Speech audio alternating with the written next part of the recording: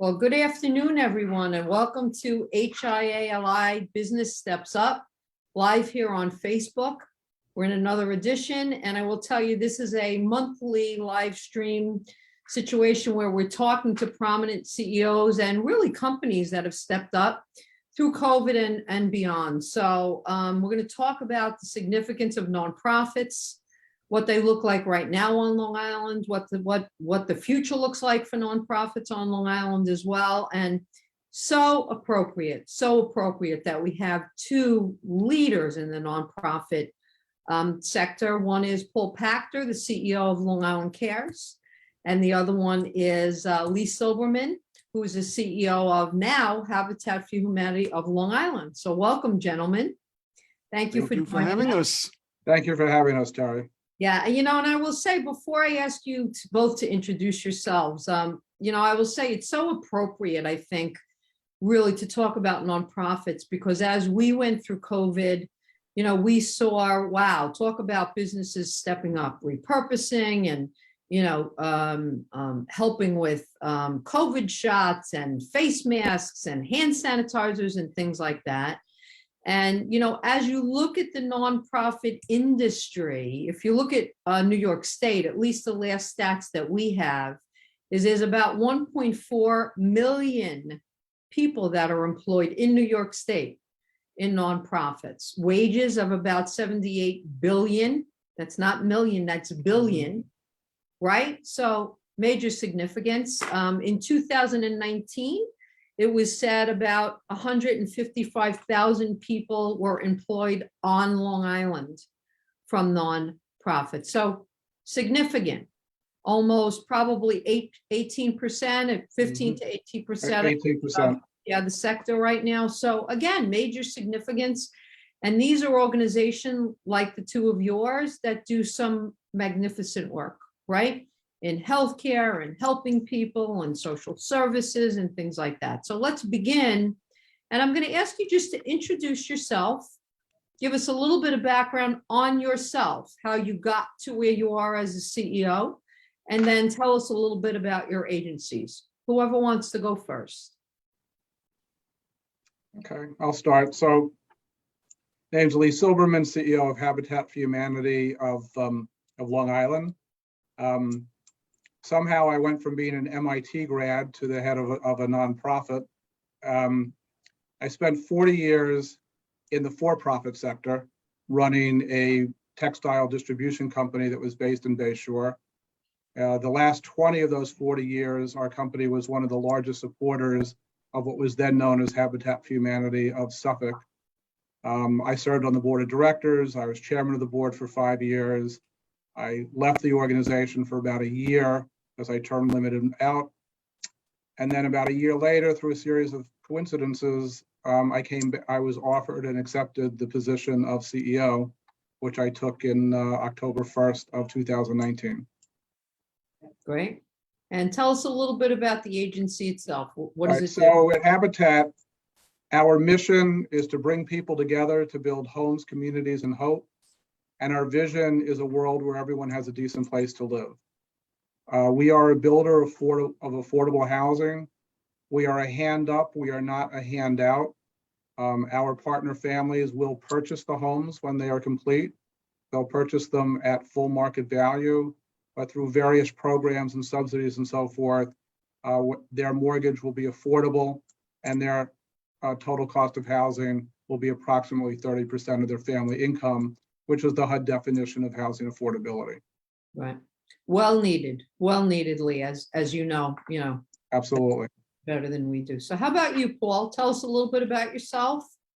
Well, first of all, thank you, Terri, for inviting me to be on the program, along with my good friend, Lee Silberman. I have the pleasure of working with Lee in a number of opportunities and programs that we share together. I am the Chief Executive Officer of Long Island Cares and the Harry Chapin Food Bank.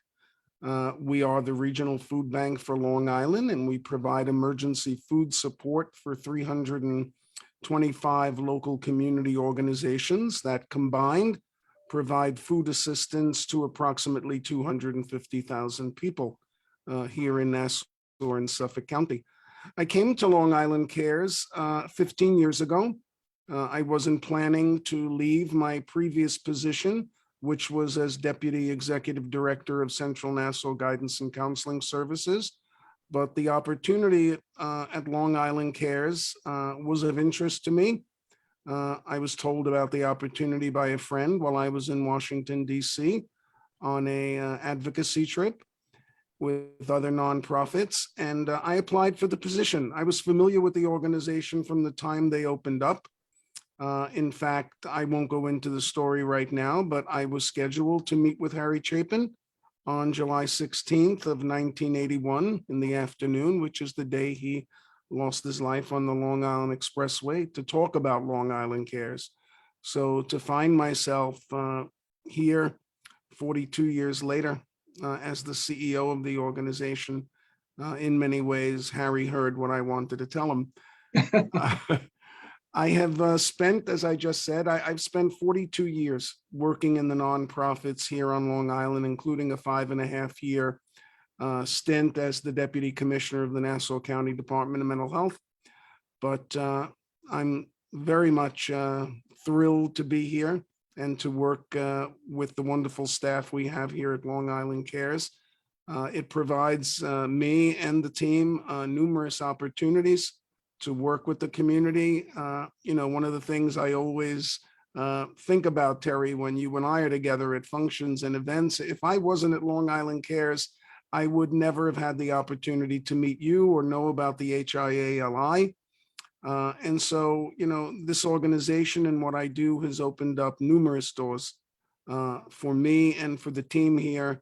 We're an organization that, in my opinion, in terms of what we're able to do, we have no boundaries. If there's creative and innovative ideas on how we can better feed people who are hungry and work with communities where people are struggling, we're going to do it. And, I always tell people that Long Island Cares is not just a nonprofit food bank. We are a humanitarian organization. There are many things that we do that other nonprofits do not do. One of the things I'm most proud of in terms of the team and myself is our interest and willingness to take risks, to move the organization forward and to continue to help those in need. So I really appreciate this opportunity because it gives me, another, platform to share information about the organization and also to support and, talk positively about the HIA-LI, which is something very near and dear to my heart. Oh, thank you. And, we're blessed to have you both on Long Island. As you look at your stories, and Paul, I don't know you've ever told me that story about Harry Chapin. I'm not sure, but listen, it's fate sometimes, right? That brings people together and moments like that.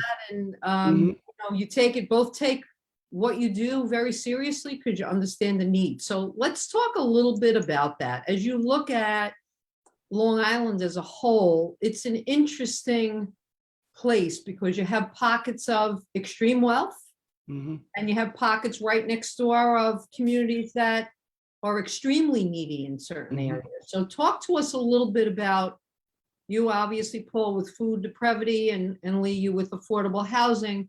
What is the current state that you're seeing on Long Island? And let me preface that with, Paul, when you and I first met, I will never forget thinking, like many people might, well, the people that need food are the ones that are homeless, obviously, the ones that just can't afford food. And my dynamic and my perspective changed so dramatically when I met you, because yes, that's a piece of it, right?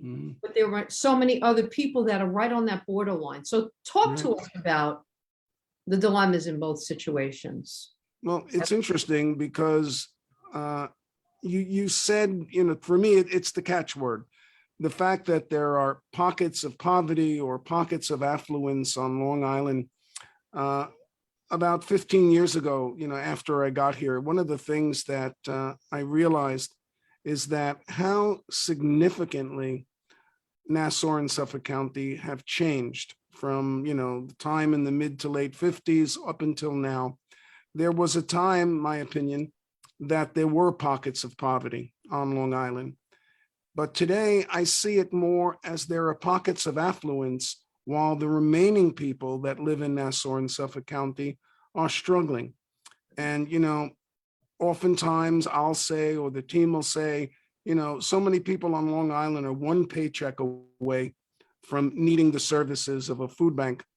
And during the first 2 years of the COVID pandemic, that really, Terry, was brought home so clearly. Up until COVID, Long Island Cares was providing support for probably somewhere around 250,000 people. But during COVID, we saw an additional 228,000 people, which jumped the number up to more than 480,000 people, which, is more than 10% of the population here on Long Island. It's almost 20%. So that, that really is what makes me say that there are pockets of affluence, because the majority of people on Long Island are living paycheck to paycheck and having trouble, especially during these times of high inflation, of making ends meet.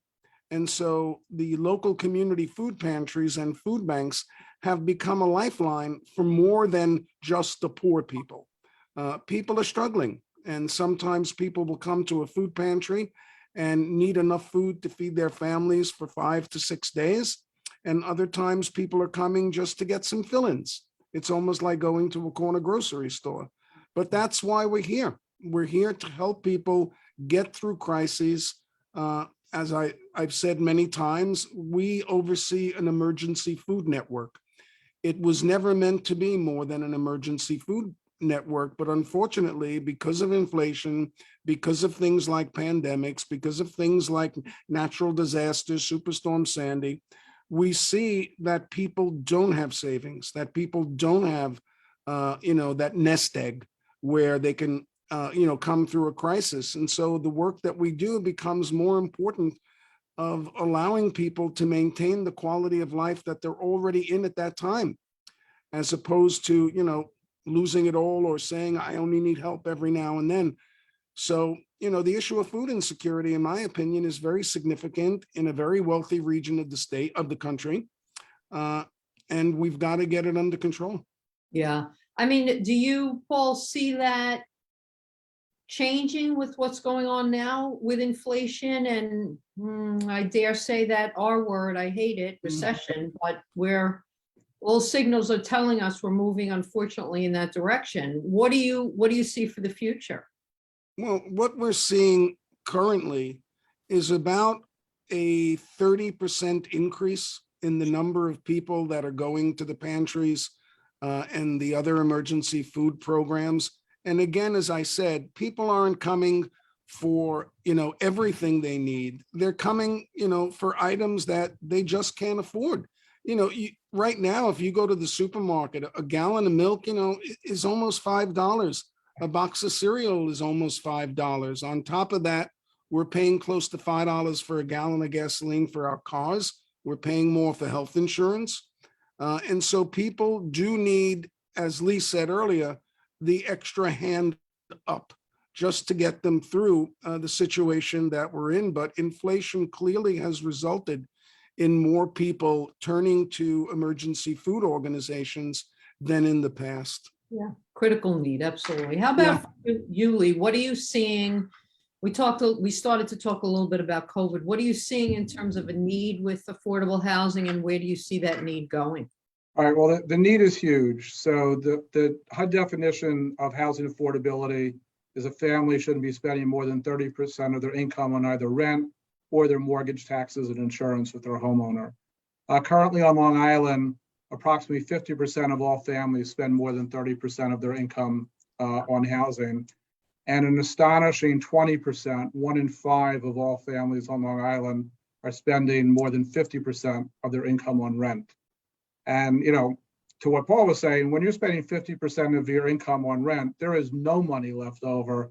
There's barely enough money left over for food. There's no money left over for medical expenses, any kind of, other necessities, gas at, $4.50, $5 a gallon, so forth. And as I always say, our families are, they're just one unplanned event away from economic disaster. I like Paul's expression of there's pockets of wealth versus pockets of poverty. According to Peter Van Scoyoc, who's the supervisor of the town of East Hampton, East Hampton has the highest poverty rate of all of the 10 towns in Suffolk County. Now, one would never think about that, but it's true.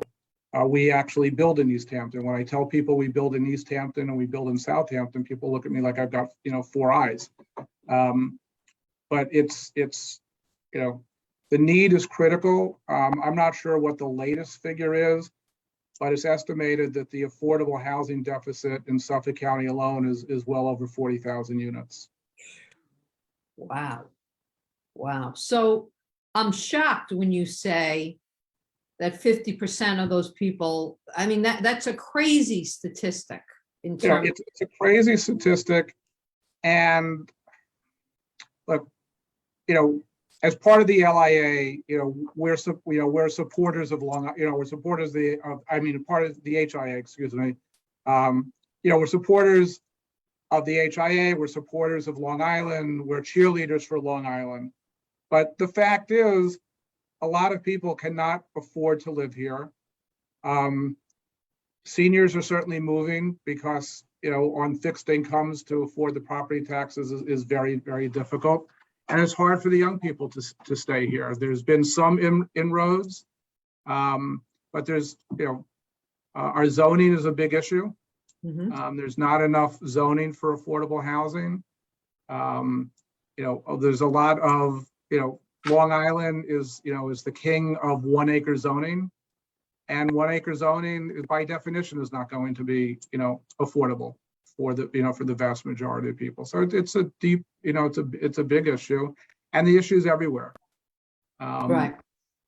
Yeah, I agree. And, what we see, and absolutely, we've identified the need, no doubt. But what we do see is some movement in terms of, again, I don't know if it'll be affordable, hopefully attainable, some sort of attainable housing, just in terms of some of the other things that you spoke about, young people, the live, work, play, a lot of these developments that are up and coming right now that I'm hoping we're advocating for. I'm hoping our kids will see once they are in the mainstream and working and things like that. But absolutely a critical need. So how do you both go about with understanding what a critical need you have in both areas? How do you go about dealing with businesses and dealing with organizations and helping them understand how absolutely important it is to support organizations like yours? Because when you meet with a CEO, right, they're thinking about revenue. They're thinking about revenue streams, rightfully so, right? They're running a business. So what are some of the type of conversations you're having with people? Well, I think now, for all organizations now, employee retention and employee recruitment seems to be the #1 issue. And the younger members of the workforce, the millennials, I'm not sure what generation it is that's graduating college these days. I've lost track of all the various names. They're looking for an organization that gives back. They're looking for an organization that they can feel good about working for. So partnering with a nonprofit, whether it's Long Island Cares, Habitat for Humanity, or any, in Suffolk County alone, there's over 9,700 registered nonprofits. I think just as a corporate strategy, partnering with one or more nonprofits is important for employee retention. Both of our organizations have very significant volunteer opportunities. So it's more than just writing a check. It allows them opportunities for employee engagement, employee morale, and so forth. So that's the case that we tend to make, even more so than just the plain need. When I'm talking with the political people on Long Island, which I do on almost a daily basis, that's where I'm, doing the need argument. And, frankly, if our EMTs and firefighters can't afford to live on Long Island, no one's going to be able to live on Long Island soon. Right. So talk to us while I have you here, Lee, we talked a little bit before about some legislation coming down the pipe that is important to an organization like yours. Talk to us about it. Currently in front of the legislature, there's a bill to create a database of all of the county-owned property that would be eligible to be converted and developed for affordable housing. We're a supporter of this legislation. It will be helpful. And what this database would do is give the towns and the eligible nonprofits kind of a first look at what the properties are before the properties go off to auction. In my dealings with various legislators, I do say that, in my opinion, this is kind of a first step. What I think truly needs to happen is county policy at the moment is when the county seizes land for back taxes, the default is to sell the land or home or whatever it is at auction to the highest bidder in order for the county to generate revenue.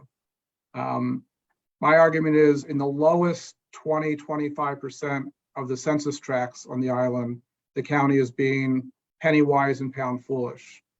There is various studies that have been done by the Federal Reserve Bank and other organizations that show that the number one factor in community stabilization and community improvement is the rate of owner-occupied home ownership. Mm-hmm. So when in the lower income census tracts, the county is auctioning off the land, in most cases, what's going to happen is it'll be purchased by an investor in an absentee landlord situation. That does not help the community at all and actually tends to accelerate the deterioration of the community.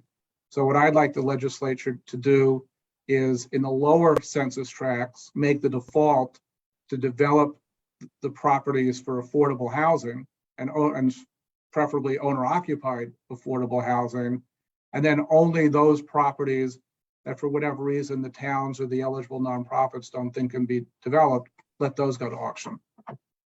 And how is that going? I have a few legislators that agree with me wholeheartedly. I've got one or two that disagree with me wholeheartedly, and of course I'm working on the middle. But one good thing about our message, it appeals to both sides of the aisle. So I have both very conservative legislators that are supportive and very liberal legislators that are supportive, as well as on both sides, a couple that are not as supportive as I would like. Well, good luck. I mean, we all know in our positions how important that is, right? Is to advocate, particularly in your case, for this affordable housing, and you understand the impact. So good luck with it. Thank you. How about for you, Paul? I mean, what are the types of discussions that you're having with organizations and CEOs to really help them understand how important that your cause and nonprofits in general are? Well, I think most of my colleagues who are at the head of nonprofit organizations are experiencing the same thing right now. Lee alluded to it earlier about the workforce.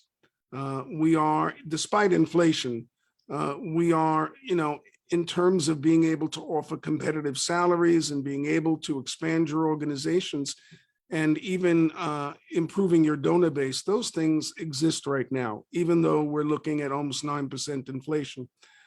Oftentimes, in speaking to some of my colleagues these days, I always seem to go back to the same thing, Terry, and that is we run businesses. These are not just, yes, we're a charity. We understand that. We understand what having nonprofit 501c3 status means, but we've got to be able to run our businesses the way for-profit corporations run their businesses. We all have bottom lines. We all know that, at the end of the year, we don't want to have a deficit in our budget. If we can get a surplus, year after year, that's wonderful.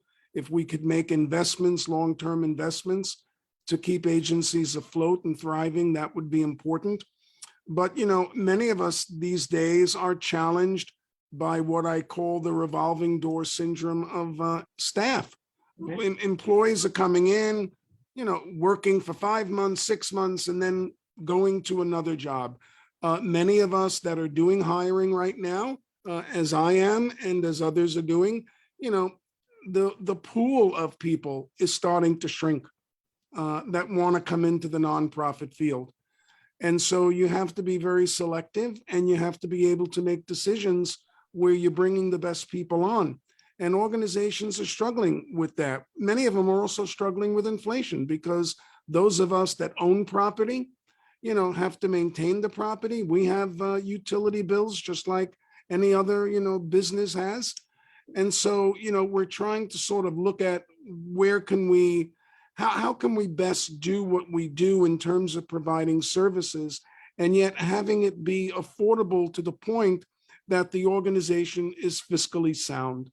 And, there's sort of an unwritten rule in the nonprofits that our organizations should have at least a 6-month reserve fund. Right. So that in case there's a disaster, or, God forbid, your building goes up on, in flames, you've got enough money in reserves to run your organization. Problem is, many nonprofits don't have reserves. They don't have enough reserves. To me, it's dangerous at times when nonprofits rely upon their line of credit to get them, through month by month with their payroll and any other obligations they have to their vendors. So we have to keep looking at finances. We have to run lean, mean, effective machines. That's the way I look at it. And I think most nonprofits these days are coming to that realization, especially those that rely so heavily on government funding to operate, at a time when the government doesn't have the funds. What can you do? Yeah, I mean, particularly, that's a life lesson, I think, that from COVID, that came out of COVID for a lot of not only nonprofits, but businesses in general, is regardless, we have to run things like a business. Number one is what I heard you say. And Lee talked about absolutely appealing to a nobler motive of, get involved. This is what the young people want. They want a sense of community. They want to be involved. They want to volunteer. That's what it's all about. And I think, Paul, you came to me originally with this idea of starting this HIA-LI social responsibility committee, right? And that's really what the idea was, is how do we get more businesses involved in this and understanding how they can give back, and understanding that it's a responsibility to do that. So talk a little bit about, you're both co-chairs of that committee. Talk a little bit about the committee. You've worked hard to get it started, and you've had some really good programming. So we're going to leave off that way. Believe it or not, we only have 2 minutes left. How did that happen? I don't know. Well, so the committee, sure. The committee is focusing in on helping nonprofits understand the benefits of corporate social responsibility. Many of us go out and we want to raise money, and we'll go, to a major bank or a major lending institution, or we'll go to a major business like an Amazon or a Target or a Walmart. And there's a give and take. There's a reciprocal relationship when it comes to corporate social responsibility. Corporations have every right to ask nonprofit organizations what they're achieving, what they expect their outcomes to be, to, tell a donor, a corporate donor, that, if you give me a donation of $250,000, this is what I'm going to be able to accomplish, and I'm going to be able to sustain this.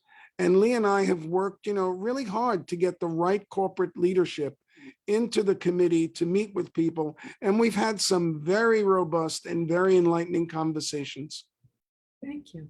How about you, Lee, for you? What have you seen through the committee? And Oh, I agree with Paul. I think, the committee has two focuses. One is to educate nonprofits that there has to be it is reciprocal, that, it's one thing to ask for money, but you need to give value back to the, to the donor.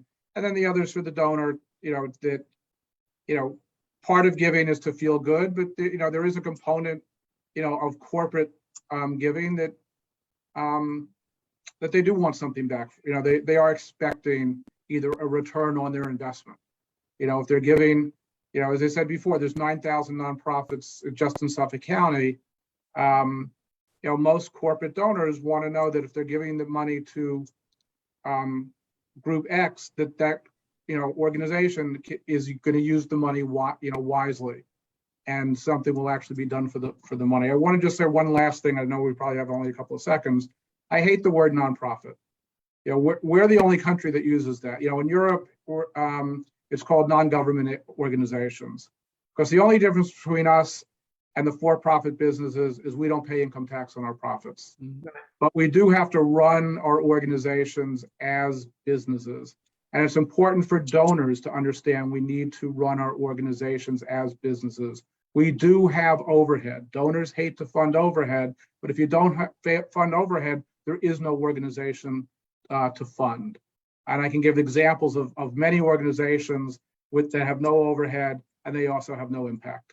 Yeah.